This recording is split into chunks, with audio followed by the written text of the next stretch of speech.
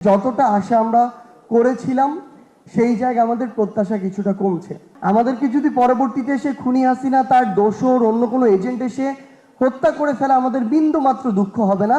এরকম অসৎভাবে প্রত্যেকটা জায়গায় চাঁদাবাজি নামে লুটপাটের এই ট্রেডিশনটা বন্ধ হওয়া উচিত। আমাদের জায়গা থেকে সবচেয়ে বড় যেটা সীমাবদ্ধতা মনে হয়েছে অল্প কিছু দিনে রাষ্ট্রকে বিভিন্ন অ্যাঙ্গেল থেকে দেখে, সেটা হচ্ছে আমাদের এরকম অনেক পলিসি ফোরাম হয়, আলোচনা হয়, অনেক মানুষজন আসেন গুরুত্বপূর্ণ, কিন্তু সবচেয়ে বড় কথা হচ্ছে এখান থেকে বের হওয়ার পরে গতানুগতিক আগের মতোই চলতে থাকে। সে আমাদের খাতায় নোট হয়, ফাইনালি সেগুলো খাতায় নোট হিসেবে থেকে যায়, কিংবা অনেক ক্ষেত্রে দেখা যায় যে সে খাতাটাও কোথায় আছে আমরা জানি না। সেগুলো কোনো ইমপ্লিমেন্টেশন নাই। তো আমরা দিন শেষে আসলে অন্তর্বর্তীকালীন সরকারের কাছে ইমপ্লিমেন্টেশনটা দেখতে চাই, কিন্তু আমাদের কেন জানি মনে হচ্ছে আর কি যে অন্তর্বর্তীকালীন সরকারে খুব ভালো ভালো মানুষ, ভালো মনের যারা মানুষ তারা আমাদের উপদেষ্টা পরিষদে রয়েছেন। এই জন্য তারা হয় সবাইকে ভালো মনে করছেন বাংলাদেশে যারা আছে, আদারওয়াইজ মনে করছেন সবাই ভালো হয়ে যাবে, কিন্তু এটা তো সম্ভব না। এই যুগের পর যুগ ধরে সবার রক্তে যে কালচারগুলো জেনেটিক্যালি একদম মডিফাইড হয়ে গিয়েছে, সেগুলোকে বের করে একটা নতুন পরিবর্তিত সিস্টেম নিয়ে আসার জন্য আমাদের যে লেভেলের স্ট্রিক্ট হওয়া প্রয়োজন, ল অ্যান্ড অর্ডারের যে এনফোর্সমেন্ট আমরা প্রত্যাশা করি, সেটা তেমন কিছু আমরা দেখতে পাচ্ছি না আসলে। তো সেই জায়গা থেকে আমাদের অন্তর্বর্তীকালীন সরকারের, আমরা শুধু একটা মন্ত্রণালয় নিয়ে বলছি না, সকল মন্ত্রণালয়ের মধ্যে আমরা এই বিষয়টা দেখছি। তো এই ক্ষেত্রে আমার মনে হয় যে আমরা এটা মনে করতে পারি যে যারা আজকে এখানে আসলে সম্মানিত উপদেষ্টা হিসেবে রয়েছেন, যে কোনো মন্ত্রণালয় হোক না কেন, তারা এত রক্ত এবং জীবনের বিনিময়ে সৌভাগ্যক্রমে এরকম একটা সুযোগ পেয়েছেন।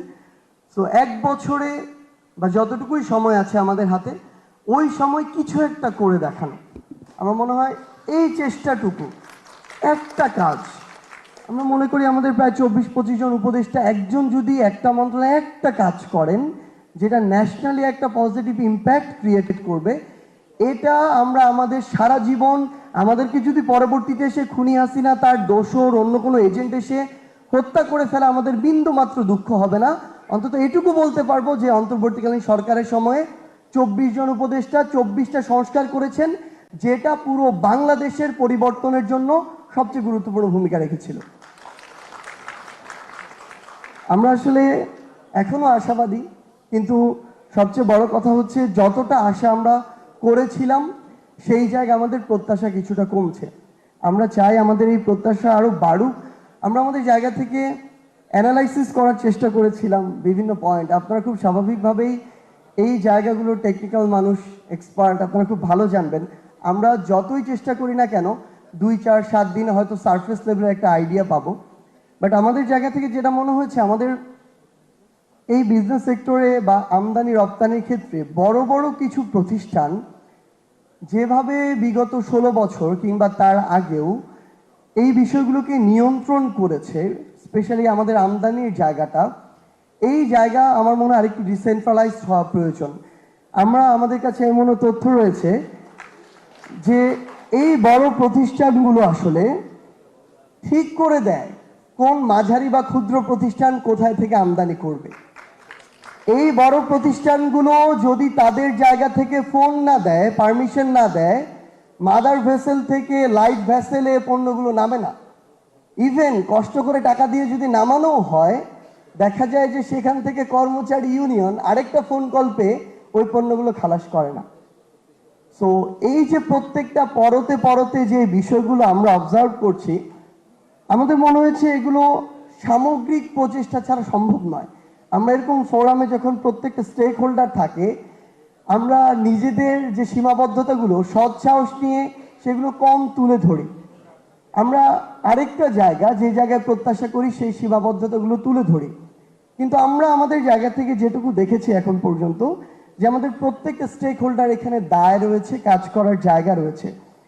তো এই পণ্য খালাস বলি, আমদানি রপ্তানি বলি, আমাদের প্রতিযোগিতার এই বাজার বলি, এবং মজার আরেকটা বিষয় আমরা লক্ষ্য করলাম, এই বড় বড় যে প্রতিষ্ঠানগুলো রয়েছে তারা এই বাংলাদেশের মার্কেট প্লেসে একটা প্রতিষ্ঠান আরেকটা প্রতিষ্ঠানের প্রতিযোগী না হয়ে তারা সহযোগী হয়ে এরিয়া ভাগ করে নিয়েছে। তারা তাদের মতো করে আলাদা আলাদা জায়গায় ডিল করে। যেমনভাবে আমরা এটা দেখি, আমি তো ওয়াইল্ড লাইফ নিয়ে পড়াশোনা করেছি, জেনেটিক্স নিয়ে, জিওলজি নিয়ে। তো আমরা দেখেছি সেখানে এনিম্যালদের মধ্যে আলাদা টেরিটরি ভাগ করা থাকে এবং বিভিন্নভাবে এই টেরিটরি দেয়া হয়। তো সেই এক টেরিটরিতে আরেক টেরিটরি কেউ যায় না। তো এখানেও যেটা হয়েছে আর কি, এখানে বড় বড় কিংডম ক্রিয়েট হয়েছে। এই কিংডমের মধ্যে টেরিটরি ভাগ হয়ে গিয়েছে এবং এক টেরিটরি কেউ আরেক টেরিটরিতে যায় না এবং সেভাবে পুরো বাজারটা ওই নির্দিষ্ট জায়গায় কন্ট্রোল করা হচ্ছে। সো আমাদের মনে হয় এই মানে সমঝোতাপূর্ণ সহযোগিতামূলক বাজারের জায়গায় আমাদের প্রতিযোগিতামূলক একটা বাজার খুব বেশি দরকার। আমাদের প্রতিযোগিতা কমিশনের যিনি আমাদের এখানে কথা বললেন, তিনি যেমন বললেন যে প্রতিযোগিতা বিরোধী কর্মকাণ্ড নির্মূল করাই তাদের কাজ, সেই জায়গায় বিগত 16 বছর মনে হয় তারা সবচেয়ে বড় ব্যর্থ প্রতিষ্ঠান, কারণ তারা এই কাজটা কিছুই করতে পারে নাই। তো আমরা আমাদের জায়গা থেকে একদম শুধু অনুরোধ প্রত্যেকটা জায়গায় থাকবে। আমাদের রাজনীতিবিদদের আমরা চাই যে যারা রাজনীতি করতে চায় আগামীর বাংলাদেশে, তাদের সৎভাবে উপার্জনের একটা পথ তৈরি তারা করুক, না হয় আপনারা সহযোগিতা করেন দয়া করে।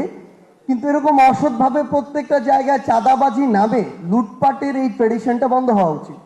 এটা রাজনীতিবিদদের পক্ষ থেকে এই কাজটা তাদের করতে হবে। একইভাবে বিজনেসম্যান এখানে যারা রয়েছেন, আপনারা আপনাদের জায়গায় যদি এই প্রতিযোগিতামূলক বাজারটা বা আপনাদের জায়গা থেকে যতটা কাজ করা যায়, ইভেন একদম দুইটা শব্দ দিয়ে বলি, সরকার কাজ করছে মূল্যস্ফীতি নিয়ে, আমাদের বড় বড় বিজনেসম্যানদের কাজ করতে হবে লোভ স্ফীতি নিয়ে। মানে এই লোভের যে স্ফীতি, এটা আমাদের মনে হয় কিছুটা কমানো উচিত। যে বড় থেকে বড় এম্পায়ার তৈরি করা, এই জায়গার পাশাপাশি দেশ এবং মানুষের জন্য কিছু একটা করা, মানে এই কাগজের অর্থ থেকে শুরু করে অন্যান্য জিনিস 100 বছর পর নাও থাকতে পারে, কিন্তু আপনারা এমন কিছু একটা বাংলাদেশের জন্য করেন। ইভেন এটা একটা টেকনিক্যাল ইউনিভার্সিটি হতে পারে, একটা মেডিকেল ইউনিভার্সিটি হতে পারে, এনিথিং, কিছু একটা করেন যেটার জন্য 100-200 বছর পরেও মানে আপনাদের নাম বাংলাদেশের নামের সাথে উচ্চারিত হবে। আমরা তো পৃথিবীর বড় বড় ইউনিভার্সিটিগুলো যেগুলো দেখছি, এগুলো একটাও কিন্তু এরকম পাবলিক ইউনিভার্সিটি না, ব্যক্তিগত জায়গাতে। আপনি আমরা হার্ভার্ডের কথা যদি বলি, এটা তো কোনো একজন ব্যক্তির নাম থেকেই আসা, বড় বড় ফাউন্ডেশন থেকেই আসা। তো এই কাজগুলো আমরা আপনাদের জায়গা থেকে আসলে প্রত্যাশা করি। বড় বড় অনেক গ্রুপ রয়েছে যাদের নামে বেনামে অনেক ভালো কাজ এবং কলঙ্ক রয়েছে, কিন্তু বড় করে বলার মতো একটা প্রতিষ্ঠান, যেই প্রতিষ্ঠানটা অলাভজনক হিসেবে দেশ এবং মানুষের জন্য কাজ করে, এরকম প্রতিষ্ঠান খুব কম। সো আমরা আপনাদের জায়গা থেকে এই কর্মকাণ্ডগুলো একটু প্রত্যাশা করি। সরকারের জায়গা থেকে মনিটরিংটা খুব গুরুত্বপূর্ণ। মনিটরিং যেন লোক দেখানো না হয়, রুটিন ডিউটি যেন না হয়, মানে দরদ নিয়ে যে করা, এই দরদটা আমরা আমাদের জায়গা থেকে চাই। আর আমার যেটা মনে হয় আসলে সরকারের পক্ষ থেকে এই মনিটরিংয়ে যে বিভিন্ন কর্মকাণ্ড নেওয়া হয়, একটা কিছু সেশন হওয়া উচিত। এই সেশনটা যেই জায়গাটাতে কিছুটা রেসপেক্ট কাজ করে, কিছুটা অবনত, সেরকম কেউ কারো একটা ধর্মীয় এরকম শ্রদ্ধাবোধের জায়গা আছে, সেই জায়গায় নমনীয়, তাদের জন্য সেরকম একটা আমার মনে হয় প্রোগ্রাম হতে পারে। কারণ অন্য কোনো একটা জায়গায় এরকম যেই জায়গা নিয়ে কথা বললে তার মনের ভিতরে একটা আত্মিক তৃপ্তি আসে, ওই জায়গায় তাকে সংশোধনের একটা বার্তা দেয়া হতে পারে মেডিটেশনের মাধ্যমে, অন্য কোনো, আমার মনে হয় এরকম নতুন কিছু প্রোগ্রাম হাতে নেওয়া উচিত। আমাদের লোভ যেন এত বড় না হয়ে যায় প্রত্যেকটা ক্ষেত্রে। আমরা সরকারের কথা বলি, রাজনীতিবিদদের কথা বলি, আমাদের যারা বিজনেস কমিউনিটি আছে তাদের কথা বলি, সবার ক্ষেত্রে ওই যে ব্যক্তি স্বার্থটাকে প্রাধান্য দেওয়ার যে বিষয়টা, এটা থেকে বের হয়ে আসার জন্য এরকম ভিন্ন ধর্মী কিছু আমার মনে প্রোগ্রাম অ্যারেঞ্জ করাটা ইম্পর্টেন্ট, যেখানে দেশ এবং মানুষের স্বার্থটাকে প্রায়োরিটি দেওয়া হবে। আমি 30 সেকেন্ডে শেষ করছি।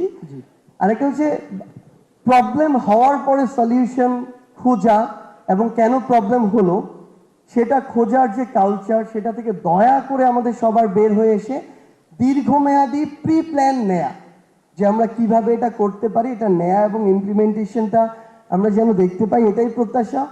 দিন শেষে এই কথাগুলোর কোনো ভ্যালু থাকবে না যদি না এখান থেকে বের হয়ে আমরা বিন্দু মাত্র সিঙ্গেল কোনো ইমপ্লিমেন্টেশনের দিকে না যাই।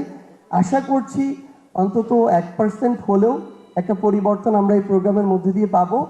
আপনাদের সাথে অবশ্যই আবারও দেখা হবে, এর চেয়ে কোনো হয়তো তীর্যক মন্তব্য নিয়ে অথবা দেশ এবং মানুষের জন্য ভালো কোনো চাওয়া নিয়ে। ধন্যবাদ।